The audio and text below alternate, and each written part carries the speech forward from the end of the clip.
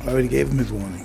Fight like your life depends on it, because it does. Different date, same fate. I'm gonna knock out Jake Paul. Jake Paul just got totally ripped by Mike Tyson after he gave him his final warning. I mean, everyone from Hulk Hogan to Joe Rogan was trying to knock some sense into Jake, telling him he couldn't stand up against Mike, but the guy must be selectively deaf. Mike, in his usual badass way, tried to warn him not to mess around, but Jake kept pushing.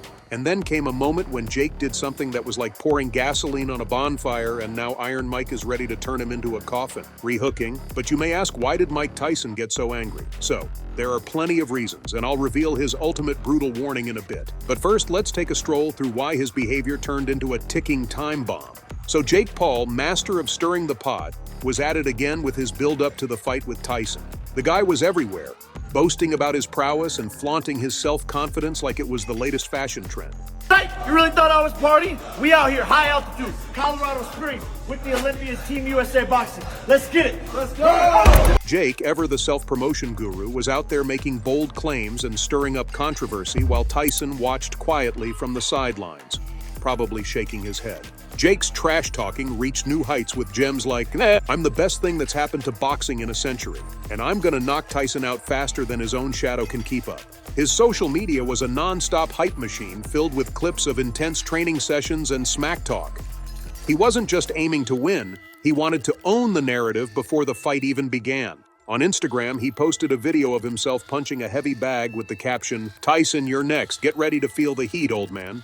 Twitter was no different. He tweeted, "Mike, you're gonna wish you stayed in retirement. This is my time now." And who could forget the infamous video where Jake, standing next to a mural of his previous knockouts, declared, "I'm the king of the ring now. Tyson's just another stepping stone." While Jake was busy running his mouth and hyping himself up, Mike Tyson remained an enigma. Tyson, the seasoned warrior he is, knew that actions spoke louder than words. He didn't engage in verbal sparring. Instead, he maintained a calm and composed demeanor, letting Jake's words bounce off him like rubber bullets. Tyson's silence was a strategic move. It was almost as if he was letting Jake dig his own grave with his mouth. Every time Jake threw out a new insult or boast, Tyson's silence became more powerful, building anticipation in a way that no amount of trash talk could. Tyson's approach was a lesson in contrasts. Where Jake was loud and brash, Tyson was quiet and deadly serious. It was clear Tyson wasn't underestimating his opponent. He was simply focused, letting his preparation and experience do the talking for him. The media and fans couldn't help but notice this stark difference. Jake's bluster was entertaining, sure, but Tyson's calm was downright intimidating. Jake Paul's relentless self-promotion created a circus-like atmosphere around the fight. He knew how to play the crowd, and his antics kept everyone talking. Yet for all the noise he made, there was an underlying tension. Tyson's lack of response wasn't due to fear or indifference. It was the patience of a predator, waiting for the right moment to strike. In interviews, Jake continued to push the narrative.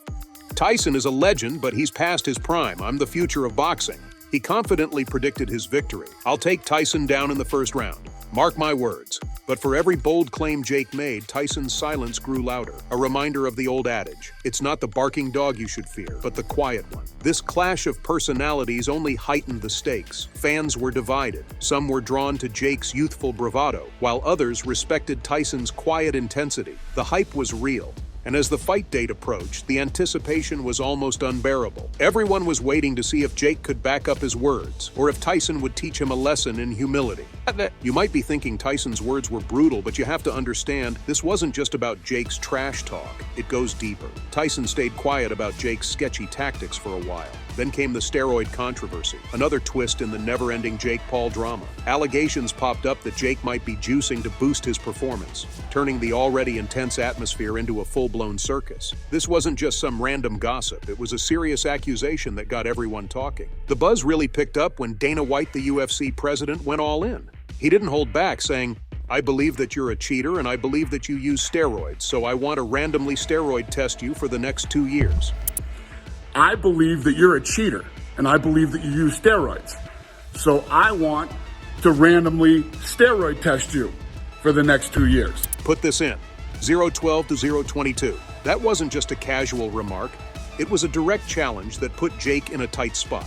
While the evidence wasn't exactly rock solid, there were enough rumors and suspicious glances to make people wonder. Jake's rapid muscle gain and impressive stamina started looking a bit too good to be true.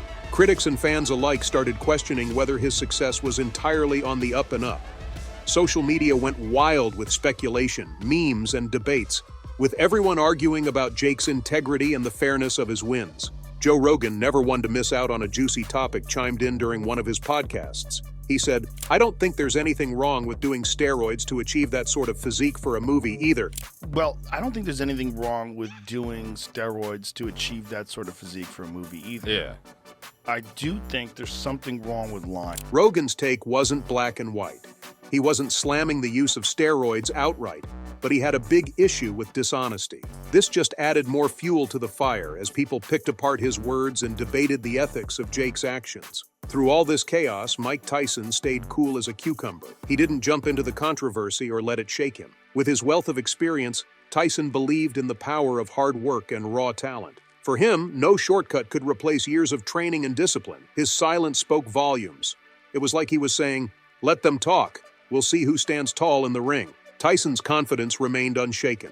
He kept training with the same intensity, ignoring the storm around Jake. To Tyson, the steroid allegations were just noise, a distraction he didn't have time for. He focused on what he could control, his preparation, his strategy, and his mindset. Tyson's approach was a masterclass in staying composed under pressure, a stark contrast to the chaos surrounding Jake. Public reaction was all over the place. Some were quick to brand Jake a cheater and demanded proof of his innocence. Others defended him, saying the accusations were baseless and just an attempt to undermine his achievements. Then came the moment when Jake Paul crossed the line, a moment that left everyone stunned. It was during an interview on March 10, 2024, when Jake, in his typical brash style, spat out a comment that hit below the belt. "I will bury you next to your daughter," he told Mike Tyson, a reference to Tyson's late daughter, Exodus. The words hung in the air like a toxic cloud, instantly transforming the atmosphere from one of competitive rivalry to one of deeply personal animosity. The fallout was immediate and severe. Fans and critics alike were quick to condemn Jake's comment. Social media exploded with outrage. On Twitter, hashtags like "Respect, the Legend," and "Jake Paul Cancelled" started trending within minutes. Even those who had been entertained by Jake's antics found this to be a step too far. The comment was seen as not just disrespectful, but downright cruel and inhuman. Celebrities, athletes, and everyday fans voiced their disgust, with many calling for Jake to apologize or face severe repercussions. Prominent figures in the boxing world were vocal about their disapproval. George Foreman tweeted, "There are lines you just don't cross. What Jake Paul said is unforgivable." Similarly, boxing analyst Max Kellerman, during an episode of ESPN's First Take on March 11, 2024, remarked, "Jake Paul's comment wasn't just trash talk, it was a disgrace to the sport. But if Jake thought his words would intimidate Tyson, he was gravely mistaken. Instead, he had provoked a fierce response from the boxing legend. Tyson, known for his explosive temper and fierce pride, was visibly shaken and enraged. In a rare public statement made on March 12, 2024, Tyson said, "This fight just got personal. Jake Paul will regret those words when he steps into the ring with me." Tyson's reaction was a mix of profound anger and renewed determination.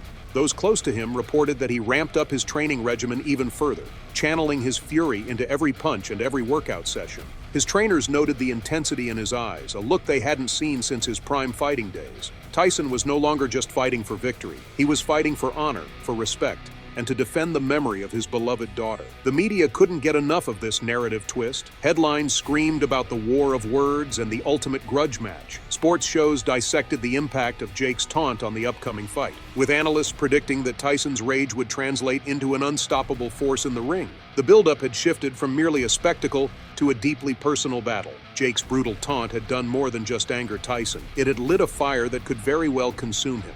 The public outcry only added to the drama, ensuring that all eyes would be on the ring when these two finally faced off. Jake Paul had wanted to stir the pot, but in doing so, he had awakened a sleeping giant. And now, the world was waiting to see if he could withstand the storm he had unleashed. Then came the health scare that almost derailed everything. During a flight from Miami, Mike Tyson suffered a severe ulcer flare-up.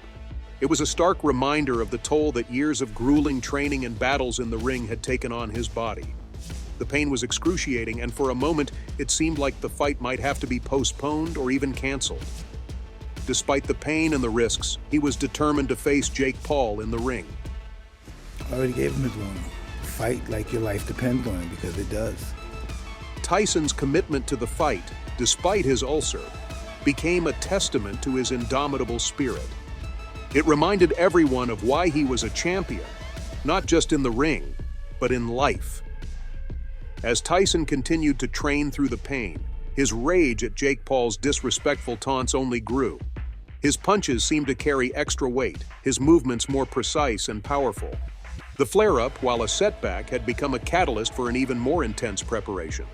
Tyson was ready to put everything on the line, health be damned. The countdown to the fight continued, with fans holding their breath, hoping Tyson's health would hold up. The ulcer flare-up had added another layer of drama to an already highly anticipated event. But through it all, Tyson's message remained clear.